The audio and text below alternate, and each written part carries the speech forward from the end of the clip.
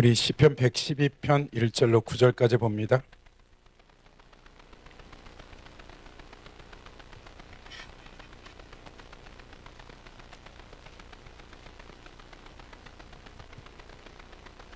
시편 112편 1절로 우리가 9절까지 같이 합독합니다. 시작. 할렐루야. 여호와를 경외하며 그의 계명을 크게 즐거워하는 자는 복이 있도다. 그의 후손이 땅에 강성하며 정직한 자들의 후손에게 복이 있으리로다. 부와 재물이 그 집에 있으며 그의 공의가 영구히 서 있으리라. 정직한 자들에게 흑암 중에 빛이 일어나나니 그는 자비롭고 공의이 많으며 의로우시다. 은혜를 베풀어 구워주는 자는 잘 되나니 그 일을 정의로 행하리로다. 그는 영원히 흔들리지 아니하며 의인은 영원히 기억되리로다. 그는 용한 수모를 두려워하지 아니하며 여호와를 의뢰하고 그 마음을 굳게 정하였다. 그의 마음이 경과하여 두려워하지 아니할 것이라. 그의 대적들이 받은 봉을 마침내 보리로다. 그가 재물로부터 빙호한 자들의 주었으니 그의 의가 영구히 있고 그의 뿔이 영광 중에 들리로다. 아멘.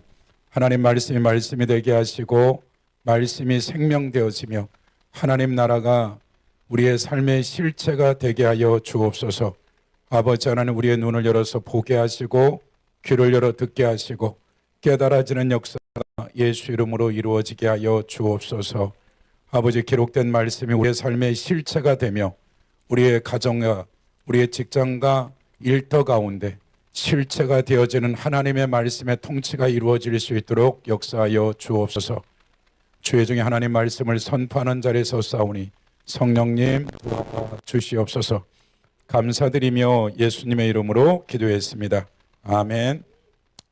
오늘은 다 아는 말씀들, 몇 분을 빼놓고는 다 아는 말씀들인데 이게 말씀에서 그치지 않고 우리가 실제적으로 이 말씀에 실행을 하기를 원해서 오늘 말씀을, 다른 말씀이 있었는데 제가 이 말씀으로 바꿨어요. 9절에 보면 그가 재물을 흩어 빈궁한 자, 가난한 자들에게 주었으니 그의 의가 영구히 있고 그 뿔이 영광 중에 들리리라. 말하자면 이 112편 저자가 그 누군지는 모르지만 액수가 됐던 그 금액이 얼마든지 모르지만 가난한 자들 그냥 도왔다라는 거예요. 근데 그 나오는 말에 그의 의가 영원히 있다라는 거예요. 그의 뿔이 영광 중에 들리겠다라고 지금 얘기하는 거죠. 그러면서 시 101절에 보면 할렐루야 여호와를 경외하며 그의 계명을 크게 즐거워하는 자는 복이 있도다. 수많은 계명들 중에서 112편 저자가 구제에 대한 얘기를 지금 하고 있는 거거든요. 본래 그 성읍마다 성읍에 있는 네 지파를 위해서 11조를 내지만 그 다음에 10의 1을 더 내요. 내서 하는 이유가 뭐냐면 그 10의 1은 그 성읍 안에 먹고 사는데 문제가 있는 그 가난한 자들을 위해서 과부와 고아는 뭐 일할 수도 없고 아무것도 할 수 없는 거죠. 그래서 그 성읍 안에 그 주변에 굶어 죽는 자들이 없도록 이스라엘 백성들은 이 구제라는 것에 재정의 10분의 1의 소득을 띄워놓고 이것을 때에 따라서 공급했어요. 그래서 유대인들은 어머니 뱃속서부터 문 앞에 출입구 쪽에 나갈 때 우리로 말하면 10원짜리를 100원짜리를 쌓아놔요. 그리고 임신할 때부터 나갈 때마다 10원 100원을 이 옆에 바구니에 쌌죠. 그리고 아이들이 이제 젖 먹을 때나 걸을 때도 항상 이 앞에 동전을 싸놓고 이 돈을 모아서 어떻게 되냐면 어느 정도 모아지면 아이들과 같이 주변에 어려운 사람들을 식료품을 사주든지 무언가를 하는 것이, 그래서 이게 습관화된 거예요. 그래서 여러분이 이제 이스라엘 가보면 유대인들은 항상 주머니에 동전이 있는 거예요. 그것이 의도덕이든 어쩌든 그 구걸하는 그 모든 이들에게 무조건 베풀어요. 그것이 그들에게 있어서는 그냥 말씀 앞에 순종하는 거예요. 여기 전제 조건이 뭐냐면 그냥 가난한 자를 위해서 그냥 좀 섬긴 거예요. 그랬더니 2절 3절 같이 한번 더 읽어볼까요? 시작. 그의 후손이 땅에서 강성하며 정직한 자들의 후손에게 복이 있으리로다. 부와 재물이 그 집에 있으며 그의 공의가 영구히 서 있으리라. 그러니까 하나님의 말씀 중에 가난한 자를 조건 없이 도와줬을 때 그의 후손이 땅에서 강성하고 그 후손에게 복이 있대요. 3절 부와 재물이 그 집에 있으며 단순히 이 땅에 기름진 복만이 아니라 하나님의 의로운 영광스러운 일도 지금 그는 가난한 자들에게 얼마를 주었는지는 모르지만 이것 때문에 자손이 하늘의 신령한 복과 이 땅의 기름진 복을 받겠다라는 거예요. 그래서 우리가 다시 고린도전서 9장으로 가면 고린도후서 9장에 보면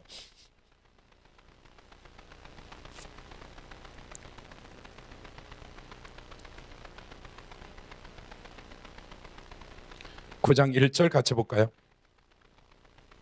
성도를 섬기는 일에 대하여 내가 너에게 쓸 필요가 없나니 이는 내가 너희를 원함이 알미라. 내가 너희를 위하여 마게도냐인들에게 아가야에서는 1년 전부터 준비했다는 것을 자랑하였는데 과연 너희의 열심히 펑많은 사람들을 분발했다. 말하자면 이 마게도냐는 앞장에 보면 8장 1절 한번 보세요. 고린도후서 형제들아 하나님께서 마게도냐에게 그들의 주신 은혜를 우리가 너희에게 알게 하노니 환난의 많은 시련 가운데 그들이 넘치는 기쁨과 극심한 가난이 그들의 풍성한 연보를 넘치도록 했다. 그러니까 굉장히 예수 믿는 것 때문에 순교를 당하고 핍박을 당하고 먹을 것이 없어서 하루에 한 끼를 먹는 이들에게 있어서 예루살렘 교회가 어떤 문제가 생겼다. 지금 현재 예루살렘 교회가 기근이 생긴 거예요. 국가적 기근이 생겼기 때문에 어렵죠. 그래서 고린도 교회 가운데 고린도 교회가 우리가 이전에 배웠듯이 고린도전서 10장에 보면 모세 때 무슨 일이 있었다. 우상 숭배로 3,000명이 죽고 음행으로 23,000명이 죽죠. 말하자면 발람과 발락의 사건 때문에. 그 다음에 하나님을 시험하다가 불뱀에 물려 죽는 일들. 그 다음에 지도자에 대한 원망 때문에 땅이 산채로 갈라지는 이와 같은 모세 때 있었던 것을 고린도전서 10장에서 얘기하고 이것을 사도 바울이 고린도 교회가 지금 우상 숭배와 음행과 이러한 사건들을 하나씩 끄집어내면서 모세 때 이들에게 이와 같은 일이 모세 때만 있었던 것이 아니라 예수 그리스도로 말미암아 구속받은 고린도 교회가 지금 출애굽한 이스라엘 백성이 이런 죄로 말미암아 죽었듯이 고린도 교회가 지금 그런 상태라고 했을 때 사도 바울 의도는 마치 예루살렘 교회가 기근이 생겨서 예루살렘 교회 그냥 구제를 했으면 좋겠다라고 지금 사도 바울이 얘기하는 것은 예루살렘 교회는 이 재정이 없더라도 타락하거나 문제가 안 생겨요. 근데 사도 바울의 고린도 교회에서 하고자 하는 것은 하나님의 지혜를 가지고 지각을 가지고 어떤 문제가 생겼을 때 이를 처리하는 것을 보고자 하는 것이 고린도 전후서 문제지만 우리가 오늘 보고자 하는 것은 그냥 고린도 교회가 예루살렘 교회를 그냥 구제한 거죠. 그것을 보면 15절 보시면 9장 9절 보세요. 기록된 바 그가 흩어 가난한 자들에게 주었으니 그의 의가 영원토록 있느니라 한 같으니라. 우리가 방금 보았던 시편 112편 9절을 인용한 거죠. 8절을 보면 하나님이 능히 모든 은혜를 너에게 넘치게 하리라. 그러니까 사도 바울이 지금 고린도 교회 너희들이 예루살렘 교회 구제를 한다면 모든 은혜가 넘치고 모든 일이 넉넉하게 모든 착한 일이 넘치게. 그러니까 고린도 교회 너희가 예루살렘 교회를 구제한다면 어려운 가운데 있는 그 고린도 교회가 구제를 한다면 은혜는 영적인 일이고 일은 육적인 일이고 착한 일, 혼적인 일이에요. 너희가 예루살렘 교회를 구제한다면 너희가 단순히 재정적인 것뿐만 아니라 영혼육이 넘친다라는 얘기를 사도 바울의 개인적인 경험을 얘기하고 나서 곧바로 우리가 방금 보았던 112편 9절을 인용한 거예요. 112편 9절, 이 시편 기자는 교회나 그 누구도 대상인지도 몰라요. 그냥 그가 감동이 되어져서 가난한 자들을 조금 도와줬는데 그의 인생 가운데 영혼육의 엄청난 축복뿐만 아니라 자손 만대들이 복받는 일들이 이루어졌다라고 사도 바울이 9장 8절에 하나님이 능히 모든 은혜를 너에게 넘치게 하시나니 이는 너희 모든 일이 항상 모든 것이 넉넉하여 모든 착한 일을 넘치게 하려 하심이라. 다시 7절을 보세요. 각각 그 마음에 정한 대로 할 것이요 인색함으로나 억지로 하지 말지니 하나님은 즐겨내는 자를 사랑한다. 그러니까 지금 고린도 교회가 예루살렘 교회에서 헌금을 하는데 빚내고 어쩌니 저쩌니 그런 거 말고 그냥 너희들이 감사함으로 인색함으로 안 했으면 좋겠어. 감동되는 대로 했으면 하고 나서 한 얘기가 뭐예요? 하나님은 즐겨내는 자를 사랑한다라고 딱 밑에 의도적으로 이 사도 바울이 이 얘기를 한 이유는 뭐냐면 출애굽기 25장을 한번 보세요.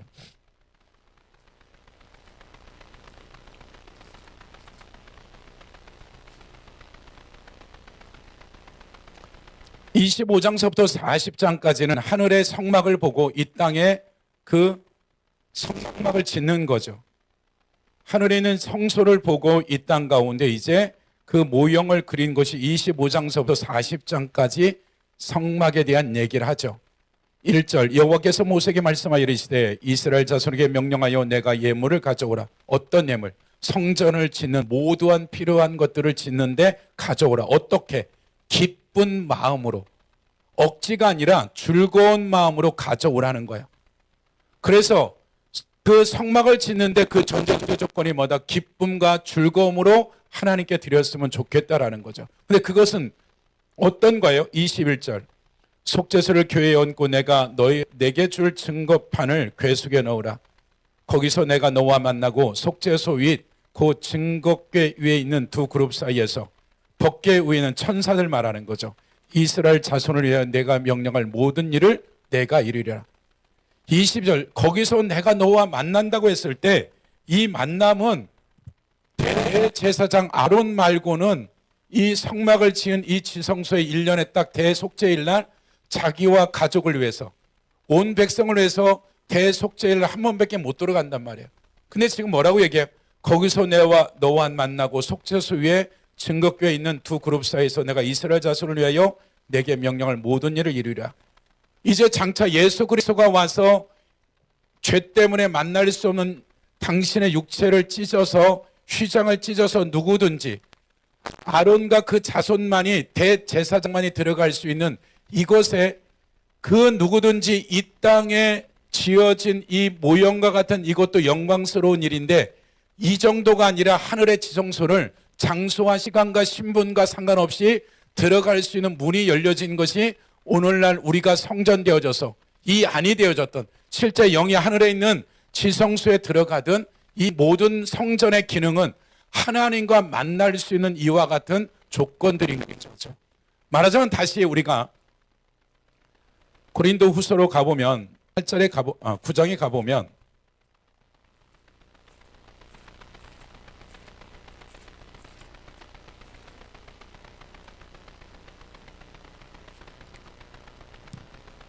(7절) 각각 그 마음에 정한 대로 할 것이요 인색함으로 억지로 하지 말지니 하나님은 즐겨내는 자를 사랑한다.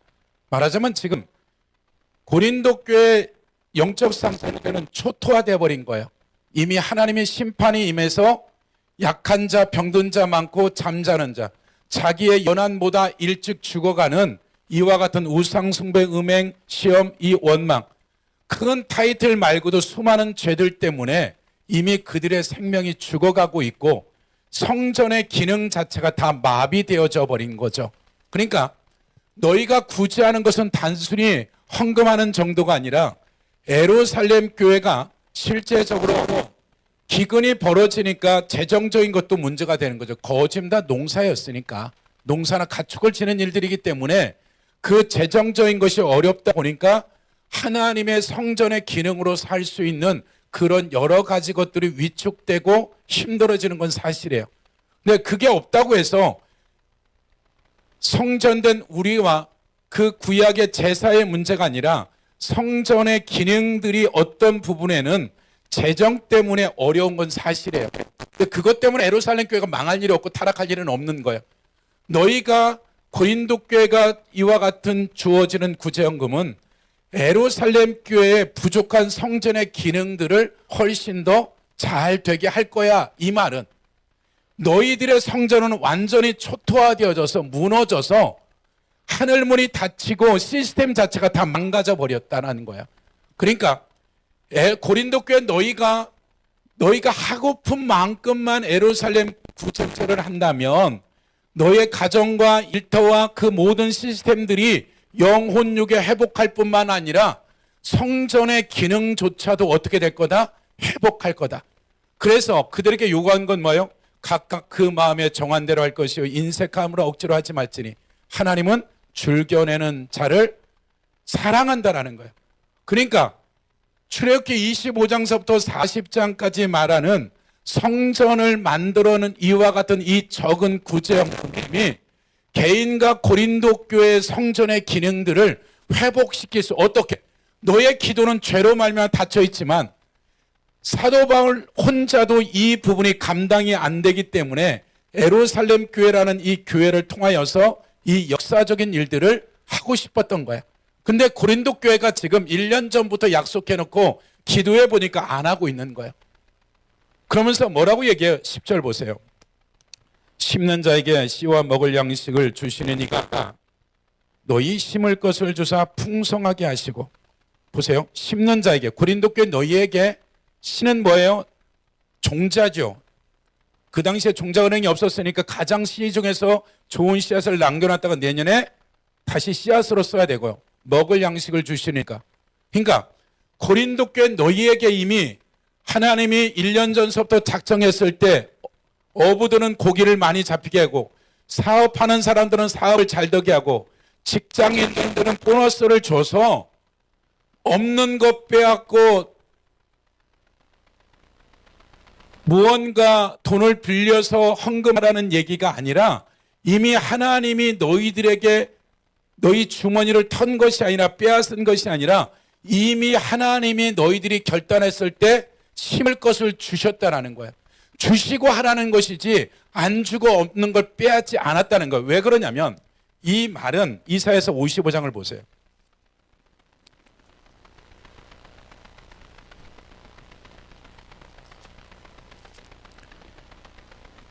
이 55장 10절을 인용한 말인데 10절 이는 비와 눈이 하늘부터 내려서 그리로 되돌아가지 아니하고 땅을 적셔서 소출이 나게 하며 싹이 나게 하며 파종하는 자에게 종자를 주며 먹는 자에게 양식을 주며 이 말을 인용했어요. 그럼 이 말의 백그라운드는 뭐냐면 40장서부터 55장까지는 70년 포로가 다 끝나갈 68년 7년 됐을 때 수많은 선지자들이 바벨론에서 에레미야가 예언한 대로 이사야가 예언한 대로 70년 만에 돌아오겠다는 예언적 메시지가 40장서부터 55장이죠.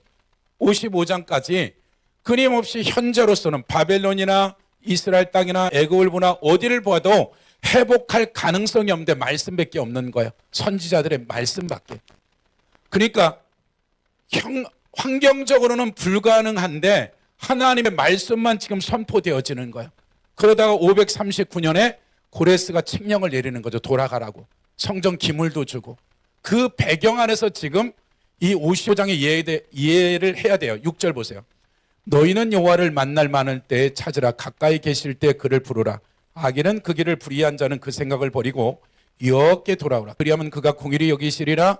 우리 하나님께 돌아오라. 그가 너그럽게 용서하리라. 이는 내 생각이 너희 생각과 다르며 내 길은 너희 길과 다름이라. 여호와의 말씀이라. 이는 하늘이 땅보다 높음 같이 내 길은 너희 길보다 높으며 내 생각은 너희 생각보다 높음이라. 이는 비와 눈이 하늘부터 내려서 그리로 되돌아가지 아니고 땅을 적셔 소출이 나게 하며 싹이 나게 하며 파종하는 자에게 종자를 주고 먹는 자에게 양식을 줌과 같이 내 입에서 나가는 말도 보이는 건 아무것도 없지만 외치는 자의 소리밖에 없는 거예요. 돌아와라. 이제 돌아가야 된다라고 끊임없이 외치고 있는 거죠. 내 입에서 나가는 말도 이와 같이 어때히 내게로 돌아오지 아니하고 나의 기뻐하는 뜻을 이루며 내가 보낼 일에 형통함이라. 너희는 기쁨으로 나아가며 평안의 인도함을 받을 것이요 산들과 언덕들이 너희 앞에 노래를 바라고 들의 모든 나무가 손뼉을 치며 잣나무는 가시나무를 대신하며 70년 동안 항폐하던 예루살렘 유다 땅들이 회복되는 것을 얘기한 거죠. 화석류는 찔레를 대신할 것이 이것이 여호와의 기념이 되며 영영한 표징이 되어 끊어지리 아니하리라. 다시 40장을 한번 보세요. 이사야서. 그러니까 40장서부터 계속 지금 55장까지인데 3절 보세요. 외치는 자의 소리에 대해 너희는 광야에서 여호와의 길을 예비하라. 사막에서 우리 하나님의 대로를 평탄하게 하라. 골짜기마다 도자지며 산마다 언덕마다 낮아지며 고르지 아니하는 것이 평탄하게 되며 험한 것이 평지가 될 것이야. 너희가 바벨론에서 예루살렘께 오는 1800km가 마치 이와 같은데 하나님이 경부 고속도로 내듯이 그분이 책임지고 이끌어 갈 테니까 모든 걸 준비하라고 지금 외치고 있는 거죠. 그러면서 뭐라 그래요? 5절 여호와의 영광이 나타나고 모든 육체가 그것을 함께 보지요. 바벨론 포로에 돌아오는 것. 누구의 말이다? 여호와의 말씀이다. 말하는 자의 소리에 이르되 외치라. 대답하되 내가 무엇이라 외칠까 하니 이르되 모든 육체는 풀이요 그의 모든 아름다움은 들의 꽃과 같으니 풀은 마르고 꽃은 시듬은 여호와의 기운이 그 위에 불미라. 이 백성은 실로 풀이로다. 풀은 마르고 꽃은 시드나 우리 하나님의 말씀은 영원히 서리라. 너희가 이해되든 이해되지 아니하든 하나님과 너희의 차이가 어느 정도다. 풀과 이 풀은 꽃과 같다. 한순간에 햇볕이 지면 싸그리 말라 비틀어지는 게 식물들이고 꽃이라는 거죠. 하나님의 말씀은 영원하다는 거예요. 그러면서 9절에 보세요. 아름다운 소식을 시온에 전하는 자에 너는 높은 산에 오르라. 아름다운 소식을 예루살렘에 전하는 자에 너는 힘써 소리를 높이라. 두려워하지 말고 소리를 높여 유다 성읍에 이르기를 너희 하나님을 보라 하라. 보라 주 여호와께서 장차 강한 자로 임할 것이요 친히 그 팔로 다스릴 것이라. 보라 상급이 그에게 있고 보응이 그 앞에 있으며 그는 목자같이 양떼를 먹이시며 어린 양을 그 팔로 모아 품에 안으시며 젖먹이는 암것들을 온전히 어떻게 된다? 이렇게 하나님의 목자처럼 인도할 거다. 그래도 설득이 안 되니까 12절 보세요. 누가 손바닥으로 바닷물을 헤아렸으며 뺨으로 하늘을 쟀으며 땅의 티끌을 되에 담아 보았으며 접시 저울로 산들을 막대 저울로 언덕들을 바라보니 하나님이 무게를 다 잴 수 있다. 능력 전능자다. 누가 여호와를 지도하냐? 그 모사가 되어 그를 가르치겠냐? 가르칠 사람이 없다. 그가 누구와 더불어 의논하였으며 누가 그를 교훈하였으며 그의 정의를 길로 가르쳤으며 지식을 가르쳐 통달의 도로 보라 그에게는 열방 지구 전체 민족이 어느 정도 하나님이 얼마나 크냐면 열방이 통의 한 방울의 물과 같다라는 거. 얼마나 하나님이 크신지. 끊임없이 지금 40장서부터 55장까지 뭐 한다? 설득하는 거야. 우리가 배운 대로 어떻게 돼요? 그들이 돌아왔을 때 스룹바벨과 여호사와 돌아왔을 때 그 당시의 인구의 10분의 1도 안 돌아온다. 이렇게 하나님이 그들을 설득하고 이해시켰지만 돌아온 자는 극히 작은 자들이 돌아온 거죠. 이것이 이 배경을 다시 고린도후서의 9장으로 가보시면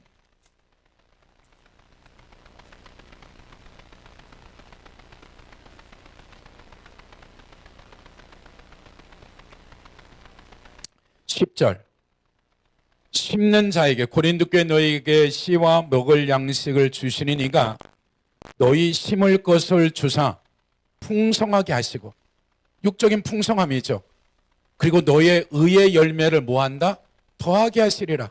말하자면 너희가 그 예루살렘 교회 이렇게 구제를 했을 때 예루살렘의 기도로 말미암아 영혼 육의 상상도 못할 너희들이 심지도 하지도 않았던 엄청난 일들이 예루살렘 기도로 말미암아 얼마나 풍성할지를 사도 바울은 그의 지각을 가지고 이미 본 것이죠.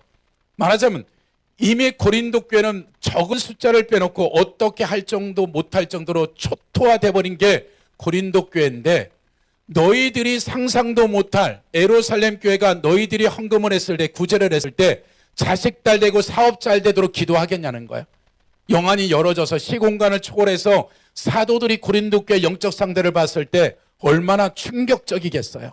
그 충격 가운데 이들을 위해서 기도했을 때 이들에게 미쳐질 하나님이 예루살렘 교회가 가지고 있는 그 권위를 가지고 기도했을 때 이방인 교회의 무너짐이 회복될 것을 사도 바울이 본 거예요. 그러면 다시 앞으로 가보세요. 8장에 보세요. 8장 2절 마게도니아, 베레아, 데살로니가 이런 교회들이 엄청난 환란이에요. 시련이에요. 극심한 가난이에요.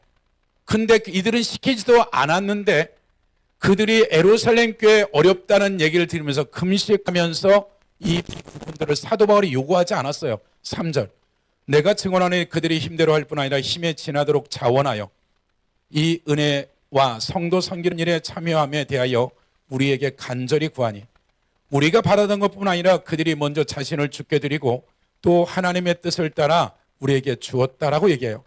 그러면서 뭐라 그래요? 10절 이 일에 관하여 나의 뜻을 알려 하는 이 일은 너희에게 유익함이라. 너희가 1년 전에 행하기를 먼저 시작할 뿐 아니라 원하기도 하였은즉 이제 하던 일을 성취할지니 마음에 원하는 것과 같이 완성하되 있는 대로 하라. 할 마음만 있으면 있는 대로 받을 때 없는 것은 받자 이라. 이는 다른 사람들은 예루살렘 교회는 평안하게 하고 고린도 교회 재정으로 말미암아 평안하게 되고 너희는 고린도 교회 공고하게 하라는 것이 아니라 균등하게 하는 거야.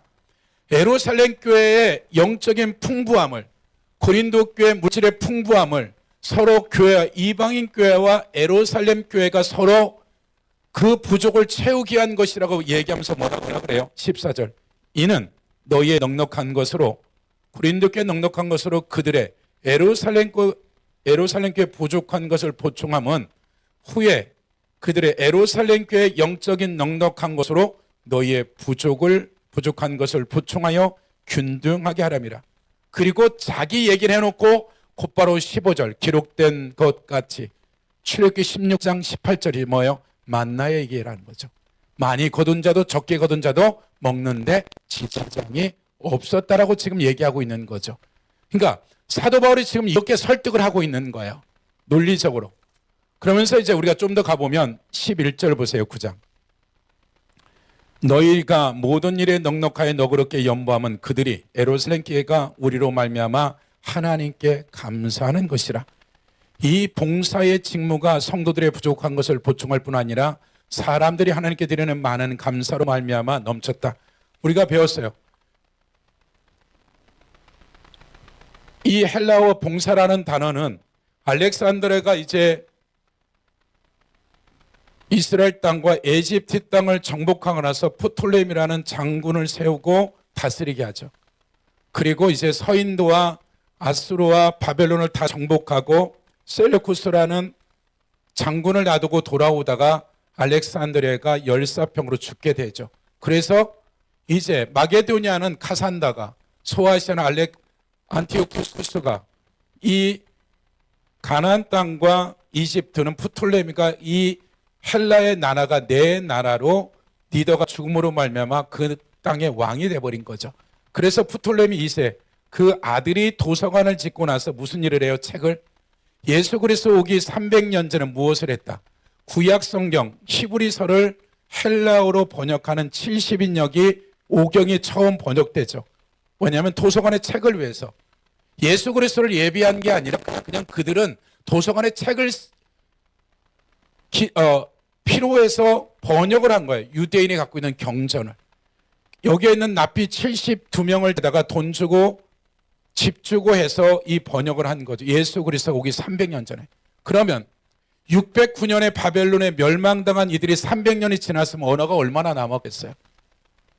그러니까 이 프톨레미 2세가 번역할 때 이 납비 72명이 지금 우리가 많은 봉사는 청소나 어떤 서비스 업종을 하는 것이 아니라 이 단어는 레위기에 나와 있는 그 번제를 드렸던 속죄소를 드렸던 그 식물을 가지고 시작서부터 끝까지 전체 짐승을 안수해서 죽여서 가죽을 벗기고 다 마디마디를 자르고 해서 번제단에 태우는 이 전체 과정을 뭐라고 하냐면 이 봉사란 네 지파가 하나님께 제사 드리는 모든 이 시작과 끝을 봉사라는 단어를 사도 바울이 의도적으로 갖고 들어왔단 말이에요.